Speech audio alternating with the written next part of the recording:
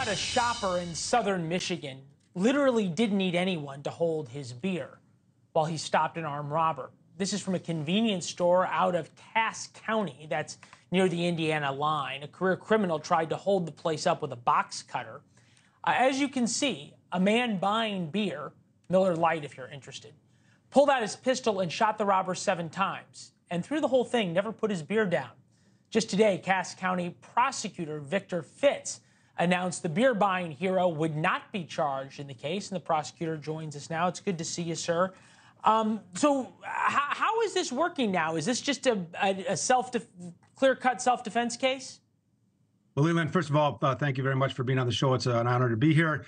And again, yeah, this is really, for me, just another day at the office. This is self-defense. And in Michigan, for 160 years, the law has been that you have a right to protect yourself and others if you're facing imminent danger of death or serious injury. And that's exactly what this patron did in this situation. And certainly we had to look at all of the evidence to make sure that we vetted it thoroughly. But having done that, this patron acted lawfully, and he acted to protect both himself as well as even more so the clerk in this situation.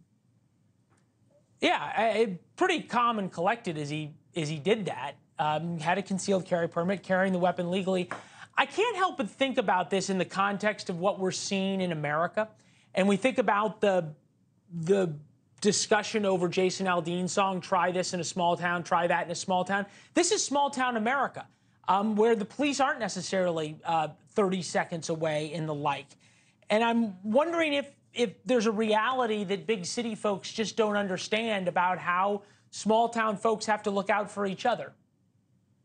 Well, really, I don't think that this is just a small town, big town situation. The law in Michigan, like I mentioned before, hasn't changed. It's been the same for over a century. And I think it's incumbent upon prosecutors and the public to understand that, at least in Michigan, you have the right to protect yourself. It's a serious responsibility. I mean, life is at all stages is extremely important.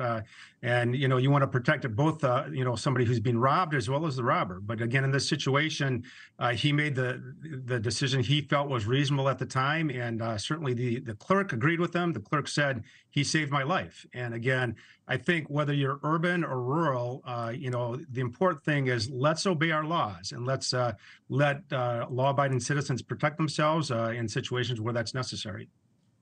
Well, the flip side also is if you don't pull a box cutter out and try to rob the convenience store, then there's no problem. If we all obey the law, then things work out pretty well.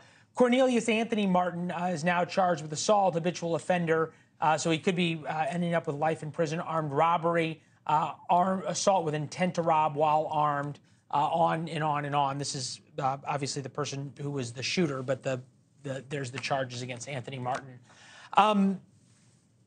We've heard so much lately about retail establishments and companies not allowing their employees to get involved at all, right? You can't confront, you can't chase, you can't do that. We've seen it with the mass shoplifting, and that's really largely in urban cities, and maybe that's where the try it in a small town thing comes in. But that said, I'm wondering if there's almost a danger that all of a sudden, if the robbers know the clerks can't do anything, then it almost makes everybody now in every convenience store, every Lululemon or every department store in a position where they may have to defend themselves or somebody else because thieves are more emboldened these days. Yeah, and again, I think it is important to make a distinction. You can't use deadly force to protect necessarily, property theft. You can't shoot and kill somebody for that. But having said that, again, I do think it's important, and you are correct, I think, and certainly in small towns, and I know a lot of larger urban areas, maybe not all of them, that, if a store clerk protects their property, tries to apprehend the person and so forth, they need to be cautious. They need to be careful because that can be a serious, danger to them. But they're certainly not going to run into any problem from a prosecutor. They're really going to be, applauded for again, trying to make sure that the laws are obeyed.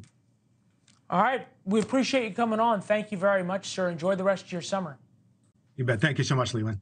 Thanks for watching. Go to newsnationnow.com to find NewsNation on your television provider. And don't forget to subscribe. Click the red button to get more of NewsNation's fact-driven, unbiased coverage.